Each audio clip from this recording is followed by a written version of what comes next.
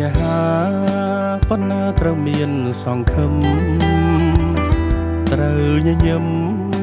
ផ្ដើមជីវិតជាថ្មីទោះដឹងថាជីវិតនេះរួមគ្មានន័យបាងរាជ័យមិនអាចឈ្នះយើងបានឡើយត្រូវតស៊ូទោះមានឧបសគ្គរាំងខ្ទប់មិនត្រូវឈប់តក់ស្លុតភ័យស្លន់ស្លោឡើយហើយយើងក៏មិនត្រូវជឿយកាន់ថា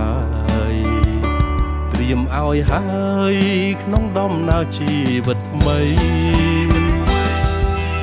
ត្រូវតែបន្តឆ្ពោះទៅមុខ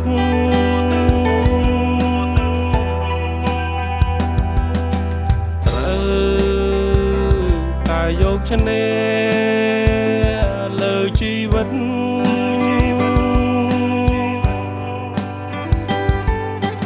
ត្រូវ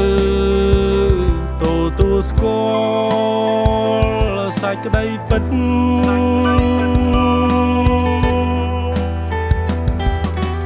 ត្រូវប្រកាន់ខ្ជាប់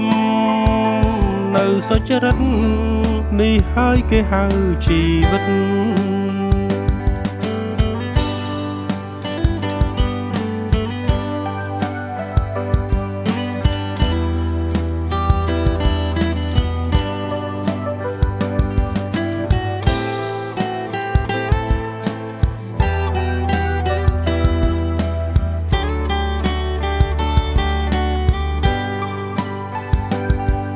បញ្ហា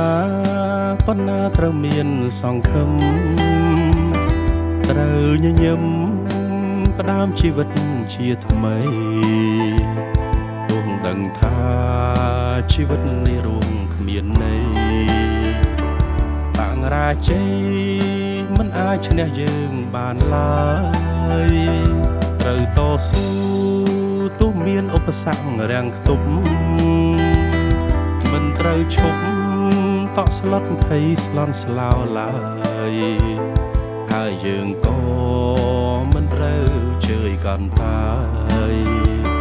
ត្រៀមឲ្យហើយក្នុងដំណើរជីវិតថ្មីត្រូវតែបន្តឆ្ពោះទៅមុខ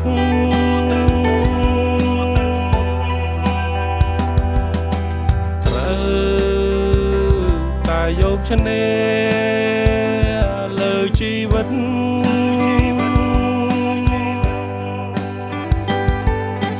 ត្រូវទទួលស្គាល់សាច់ក្តីពិត